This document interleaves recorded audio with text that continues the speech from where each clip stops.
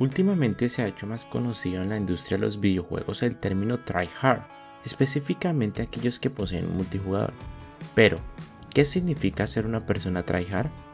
El significado del término prácticamente se puede obtener de su traducción literal: un fuerte intento por ganar o por simplemente conseguir ser más habilidoso. Es casi motivador y hasta aquí el término llega a sonar bonito y una costumbre normal al jugar cualquier videojuego.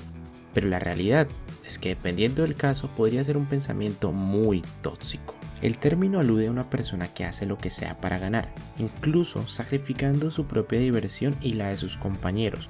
Es una idea enfermiza de ser, entre comillas, el mejor jugador. Claro, este concepto podría sonar muy bien en el mundo competitivo de los videojuegos, pero en la mayoría de los casos no es esa la intención. Se hace simplemente para querer demostrar ser un elemento útil en el equipo o declararse como el superior en ese juego, a modo de prepotencia. Todos hemos visto alguna vez a un tipo de amigo que se esfuerza mucho más que los demás en algún juego. Es el típico amigo que si juegas con él seguramente te hará entender de manera muy directa que eres demasiado manco y que has arruinado el juego con tu ineptitud. Comúnmente este tipo de jugador tiende a ser muy agresivo y a querer trabajar de manera individual, aunque el juego graciosamente se trate de una batalla en equipo en donde es mucho más esencial que todos cooperen como conjunto a querer actuar por separado. Quiere decir que si alguno intenta hacer una estrategia solo, probablemente esto lleva al equipo a perder el juego y muy probablemente esa persona culpe a sus propios compañeros por su absurda derrota. A perspectiva del jugador tryhard, él hizo todo bien, fue el mejor, fue el que más hizo, fue incluso el único que actuó para ganar, pero que simplemente le faltó algo que el otro bando tenía: un equipo.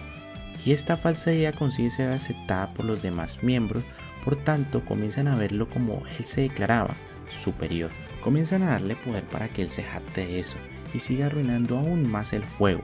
Esto se convierte en un círculo vicioso incesante, y lo que nació en una bonita tarde de reunión con unos amigos se convierte en una horrible noche con puros desdichados. Esto me llegó a ocurrir a mí con uno que otro videojuego, pero con el pasar de los años he aplicado una sencilla norma: si un juego deja de ser divertido, por la razón que sea, aunque le tenga todo el aprecio del mundo, debo forzarme a dejarlo hasta que al menos vuelva a ser divertido. ¿Qué razón tengo para jugar un videojuego si no es para divertirse? Si no es para cumplir su único y especial propósito. No lo sé, pero yo al llegar a la casa después de tener un mal día, quiero quitarme los zapatos que tuve puesto toda la tarde, buscar algo rico para comer en el refrigerador, encender la computadora y relajarme un poco con algún videojuego que me haga pasar un buen rato. Lo último que quiero es escuchar a un tarado que fanfarronee con su forma de jugar. ¡A la mierda! Permítanse perder unos cuantos juegos con sus preciados compañeros sin que haya una consecuencia. De vez en cuando dejen atrás los porcentajes de cada objeto, cada habilidad, cada personaje. Disfruten también de los minijuegos extra que trae ese juego. Chalen un rato mientras se hacen unas cuantas partidas. Y por favor, hablen con esa persona tóxica que daña el ambiente del juego. No toleren esa clase de entornos. Y si realmente quieren jugar de manera competitiva, lo último que se debe hacer es culpar de una derrota a tu propio equipo. ¡Qué cruel! ¡Buena suerte! ¡No se mate! ¿Cómo impido la muerte de Fabia? ¡Pero Fabia, no se meta ahí! ¡Fabia!